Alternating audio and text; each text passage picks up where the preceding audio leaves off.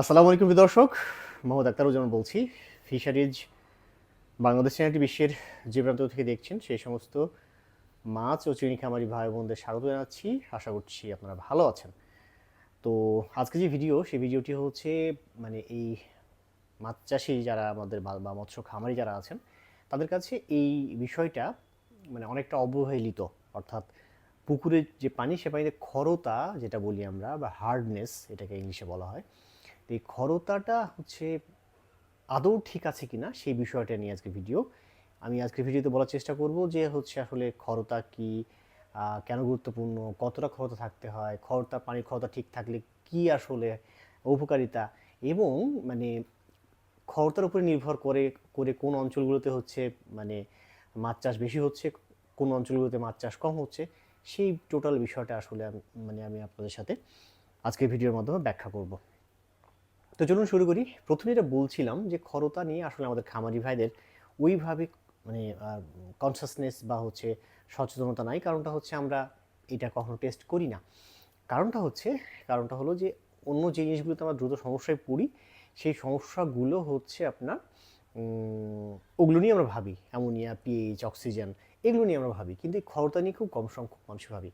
অথচ দেখেন, চিন্তা করে এই খরতার উপর নির্ভর করে একটা জায়গার মাছ চাষ বেশি হবে কি কম হবে এটা নির্ভর করছে। ঠিক আছে, এখন তাহলে এই খরতাটা আসলে কি? খরতাটা হচ্ছে বা হার্ডনেস হচ্ছে পানিতে ক্যালসিয়াম এবং ম্যাগনেসিয়াম আয়নের হচ্ছে টোটাল পরিমাণ, মোট পরিমাণকে বলা হচ্ছে খরতা। অর্থাৎ মানে কোনো একটা পুকুরের পানিতে এই ক্যালসিয়াম এবং ম্যাগনেসিয়ামের টোটাল যে পরিমাণটা, যেটা সেটা খরতা। এখন বিষয় হচ্ছে যে এটা কত থাকতে হয়, কতটা আসলে ইম্পর্টেন্ট, কতটা পরিমাণ থাকলে এটা হচ্ছে আসলে একটা পুকুরকে ভালো পুকুর বলা হচ্ছে। 75 থেকে 150 মিলিগ্রাম প্রতি লিটারে হচ্ছে এই আপনার খরতাটা থাকা উচিত। এর চেয়ে যদি কম থাকে তাহলে অবশ্যই সেটা আনপ্রোডাক্টিভ পানির, মানে কি বলবো, পানির গুণগত মান। এখন চিন্তা করেন, আমরা বাংলাদেশের ক্ষেত্রে যদি বলি, ময়মনসিংহ, নরসিংদী, তারপরে হচ্ছে আপনার কি বলবো, নাটোর, কুমিল্লা, যশোর, এই যে অঞ্চলগুলো, এই অঞ্চলগুলোতে মাছ চাষ এত ভালো হচ্ছে বা উৎপাদনশীলতা বেশি, এটার পেছনে অন্যতম কারণ হচ্ছে ওই পানিতে খরতার পরিমাণ বেশি। ঠিক আছে, আবার দেখবেন যে বরেন্দ্র অঞ্চলে মাছ চাষটা হচ্ছে আপনার অনেকটা ব্যয়বহুল। হ্যাঁ, চাঁপাইনবাবগঞ্জ, তারপরে হচ্ছে আপনার ওদিকে রংপুর, এগুলিতে মাছ চাষটা বেশ ব্যয়বহুল, উৎপাদনশীলতা অনেক কম। এটার অন্যতম কারণ হচ্ছে ওই পানিতে খরতার পরিমাণ কম। তাহলে চিন্তা করেন কতটা গুরুত্বপূর্ণ একটা বিষয় এই খরতা আসলে।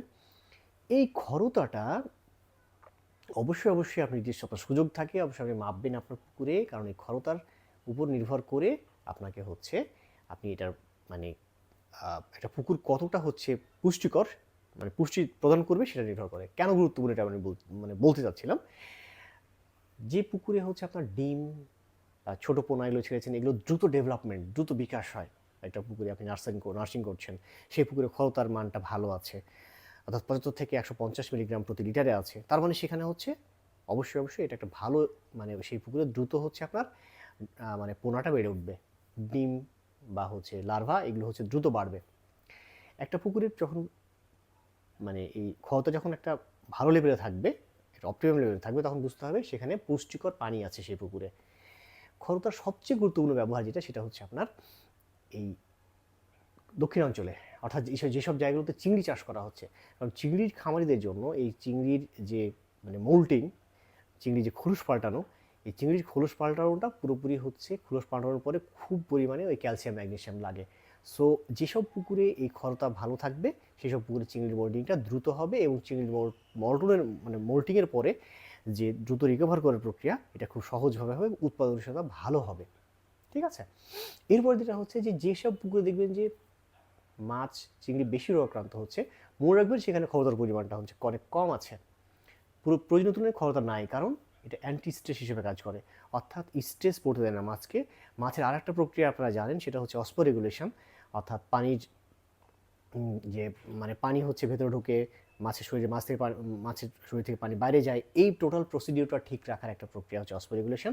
এবং এইটা হচ্ছে যে পুকুরে ম্যাগনেসিয়াম এবং ক্যালসিয়াম ভালো থাকে, সেখানে তার এই অস্পোরেগুলেশন প্রক্রিয়াটা সঠিক থাকে, অর্থাৎ ফিজিওলজিক্যাল কন্ডিশনটা ঠিক থাকে।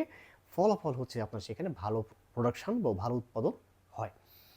এরপরে যেটা লাস্ট যে পয়েন্টটা বলতে চাই সেটা হচ্ছে ইকোলজি বা ইকোসিস্টেম, মানে বাস্তুতন্ত্রের মানে টোটাল যে প্রক্রিয়াটা, আপনার শুধু তো মাছ ওখানে নাই, উপকারী ব্যাকটেরিয়া আছে, তারপরে সেখানে হচ্ছে ফাইটোপ্লাঙ্কটন আছে, জুপ্লাঙ্কটন আছে, বেন্থোস আছে।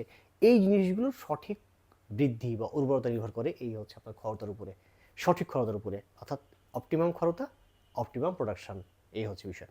সো আপনাদের যেহেতু সিজনটা শুরু হতে যাচ্ছে সামনে, আপনারা চেষ্টা করবেন একজন খামারি, যদি আপনাদের আর্থিক সামর্থ্য থাকে বা আপনার যদি খুব বেশি খরচ না এই ক্ষরতা টেস্ট করতে গিয়ে, আপনি ক্ষরতাটা চেক করে দেখুন। ক্ষরতা যদি হচ্ছে অপটিমাম লেভেল না থাকে, তাহলে সেই ক্ষেত্রে অবশ্যই ক্যালসিয়াম এবং ম্যাগনেসিয়াম সমৃদ্ধ কিছু ভালো সার আছে, কিছু জৈব সার আছে, কিছু অন্য প্রোডাক্টও আছে, আমি আপনাদের সাজেস্ট করবো আপনারা যদি এই বিষয়ে হচ্ছে আপনাদের আগ্রহ থাকে পরবর্তী ভিডিওতে। তো এই মোটামুটি ক্ষরতা বুঝতে পারছেন, খুব গুরুত্বপূর্ণ। আপনি আপনার পুকুরের পানিতে এটা একটু চেক করে দেখুন, কারণ ভালো জায়গা, ভালো অধিক বেশি মাছ চাষ মানে সেখানে ক্ষরতা ঠিক আছে। তো এই ভিডিও নিয়ে যদি আপনাদের কোনো প্রশ্ন থাকে কমেন্ট সেকশনে গিয়ে কমেন্টস করুন, আমি চেষ্টা করবো আপনাদের প্রশ্নগুলোর উত্তর দেওয়ার জন্য। ভিডিওটি ভালো লাগলে চ্যানেলটি সাবস্ক্রাইব করুন, বেশি বেশি শেয়ার করুন ওই সমস্ত খামারি ভাইদের কাছে যাদের কাছে এটাতে উপকৃত হবেন। ভালো থাকবেন, দেখাবো অন্য কোনো দিন অন্য কোনো ভিডিও নিয়ে। সে পর্যন্ত আল্লাহ হাফেজ।